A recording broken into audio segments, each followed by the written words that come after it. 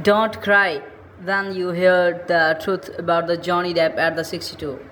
Depp stands at the crossroads, not between the fame and the obscurity, but between the identity past and the identity present. After the decades under the skies of the Hollywood, storms of the scandals, legal battles that tore open his personal life, Depp has found himself wrestling with the something deeper truth, and in speaking that the truth he is invited others to listen, weep if they must, but also to understand. It began with the op-ed in the Washington Post in the December 2018, in which Amber Heard described herself as a public figure representing the domestic abuse. She did not name the Depp, but the implication was clear. The article hit and the damage followed. Depp claimed that this narrative destroys his reputation, his career, and his peace.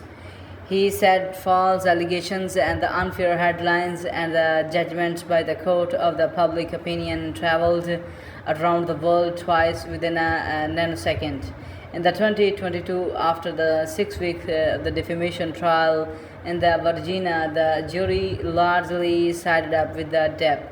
He was awarded the compensatory and the punitive damages later reduced, while Heard won a smaller counterclaim. In his statement after the verdict, Depp said, "The jury gave me my life back."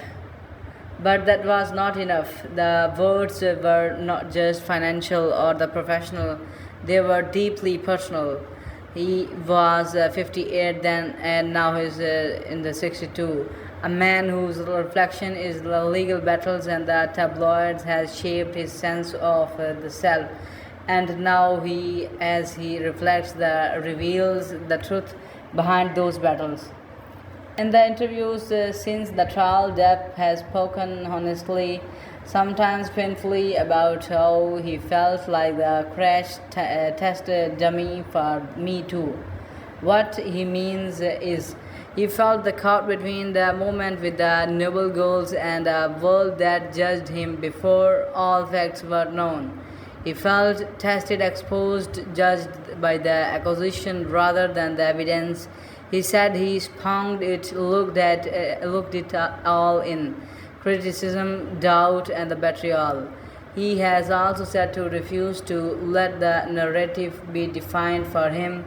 He knew that speaking the truth might mean semi-aversition of his own selfhood, exposing the private pain, admitting the failures, and confronting the public shame. At the 62, he is hiding from the label. He is naming it, owning the pain that came with it, and pushing back. He wants people to see that things are rarely black and white, and that being accused in the court of the media is a form of the violence. One of the deepest sources of the Depp's resolve has been in his children. He has said repeatedly that speaking the truth was something he owed to them. He has emphasized that 6 years ago everything shifted, not gradually but in the blink of an eye, when the accusations hit his life and the lives of his in the lives and the lives of the children and those closest to him were forever changed. False allegations created the cascade of the professional loss and the public humiliation. His statement after the verdict is crucial. From the every beginning, the goal of the bringing this case was to reveal the truth regardless of the outcome. He said it was not about the winning or the losing, but it about the truth, about clearing his name, so that those who believed in him, and especially his kids, could see that what he was real. He also expressing being overwhelmed by the outpouring of the love and the colossal support and the kindness from around the world. This recognition coming after the years when it often felt like that the world was cheering him off stage seemed to bring the something like the peace. He said, I felt at peace knowing I have finally accomplished that. Even after the verdict, Depp acknowledged that what he lost, not just roles but the intangible things. One of the thing visible signs was being the recast in the Fantastic Beast franchise. Warner Bros. Asked him to resign through disputes how voluntary that was. After losing a libel case in the UK, eventually his character was replaced. Depp's response defined FKU, he said, indicating that they understand how much he had already been hurt and that this wound would not define him. Aside from the lost roles, the public receptions of him was severely damaged. Tabloid headlines accused him of the violence, abuse, instability. Some believed he was the guilty even before any legal verdict. For someone whose work depended on the image and the reputation, that damages was painful. At the 62, Depp often reflects on betrayal, not just from the institutions but from the people he thought were the friends or the allies. In the interviews, he indicates that during his darkest period, people around him were quiet, cautious, or absent.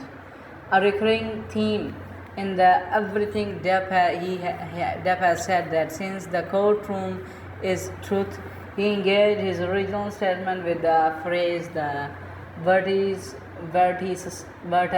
the novum paret, Latin from the truth never perishes. At the 62, he seems more convinced than ever that this idea is essential. That truth, however painful, lasts. That lies can spread fast and far, but ultimately the truth can still shine through. He has expressed hope that his case will encourage others, men and the women alike, who found themselves in my situation to speak up. The innocent until the proven guilty should apply in the courts and in the media. Truth came with the cost at the 62. Depp often speaks of the trial as something he knew would force him to semi-eviscerate himself. He was exposed legally, emotionally, and publicly. Scores of the private messages, relationship details, personal behavior, fragile moments, all were pulled into the spotlight and ligated. He knew that to fight he had to endure the humiliations and the vulnerability. When the world watches every misstep, every contradiction, every emotional crack to speak the truth means risk.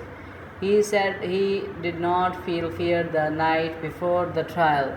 If you don't have to memorize lines, if you are just speaking the truth, rolls the dice. He also said that he has the no regrets, that every moment during the public exposure, every cross-examination, every sensational headline was preferable to letting the untruth stand. At the 62, Depp is not idle. He has continued working on the film, on the art, on his identity. His recent projects include the Modi, 3 Days on the Wing of the Madness, which he directed talk to of the film The Day Drinker, with the Penelope Cruz and the other exhibitions of his art, e.g. his tarot is inspired by the traditional imagery, including the tributes to the Venice Paradise. He has clarified that he never sought fame primarily. He once said, Fame is the last thing I ever chased. Love, similarly, he says that manifested differently in his life. He no longer expects the love to look like the Hollywood romance. It looks the quieter, more personal. He has said that despite what he has gone through, he feels the grounded that the trial's victory was a restoration of the dignity, reputation, and the agency. Don't cry when you hear the truth. The phrase "don't cry when you hear the truth" seems almost a message to the others, his audience, the public, critics, family. It's just a confirmation in the confrontation with the reality that can sting, but one that once heard can liberate. This is what Depp seems to be doing at the 62, telling his truth raw, unpolished, and asking others to listen whether it's hurt or not. There are several truths. There are several truths that include that he was publicly accused, judged, and suffered losses, that he fought legal battles to clear his name, that the people opinion turned harsh before the courts decided, that behind every headline there were the personal cost, emotional turmoils, loss of the trust, betrayal, loneliness. But also these truths are that the jury found in his favor, that the compensation was awarded, that his supporters never truly abandoned him, that he still has an art, music, love, projects, and the purpose. When truth is told, there is a moment of the reckoning, a chance to heal, and that is where the depth is now. Emotional resonance, tears, silence, and the strength. At 62, Depp's voice, when speaking, is quieter, more measured. When he reads his own statements, his eyes may be betray with more than his words. There is a great not for the truth, but for what he has lost, for the relationship fractured, for the years spent defending rather than the creating. He has said he cried not for himself so much for his children, for those who suffered beside him. He cried hearing lies repeated, some believing that he was false, some losing faith, but tears have given way to dissolve. He uses silence now as strength. He does not respond to every rumor. No, he no longer chases every opportunity. He cultivates what matters: authenticity, creativity, and the connection. Johnny Depp's journey at the 62 holds the broader cultural weight. It raised questions about how media handles the allegations before the verdicts, how public opinion can convict the before courts do, how the movements for the justice like Me Too can sometimes break people before they can have chance to answer, what it means for that mean accused, for women, for people in the public eye. Depp has suggested that people is in similar situations, men or the women, often languish because they don't see their side heard. He hopes his case will encourage others never to give up. He also hopes the presumptions of the innocence returns in the media and the public perception that the truth must not be perish under the gossip and the sensations. Final reflection at the 62. Who is Johnny Depp? In his phase of his life, Depp is neither purely the movie star nor the scandal magnate. He is older, he is more thoughtful, he is more honest. He is a man who bore the accusations, he bore the public shame, and he bore the betrayal. And rather than he consumed by them, he decided to fight legally, personally, emotionally, and for truth. He is the father who wanted to protect his children from the lies from the public whispering and from the echo chambers of the speculations.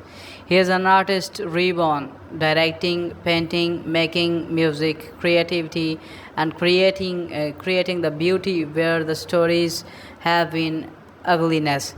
He is the truth teller at the considerable cost, and perhaps most importantly, he is at the peace, at least more so than he has been in the long time with the past, with what he cannot change, and with the future built less on the fame and more on the meaning. If you listen to this truth, if you allow yourself to feel the pain and the victory, some might cry, but the tears are not shame but the acknowledgement. Johnny Depp at 62 asks us to see beyond the headlines, to see humans' fragility, endurance, and the power of the speaking truth. If you feel this video is an entertaining and interesting, then you have to subscribe the channel and also have to like the video. I wishing you a very next time, good time ahead, and good luck.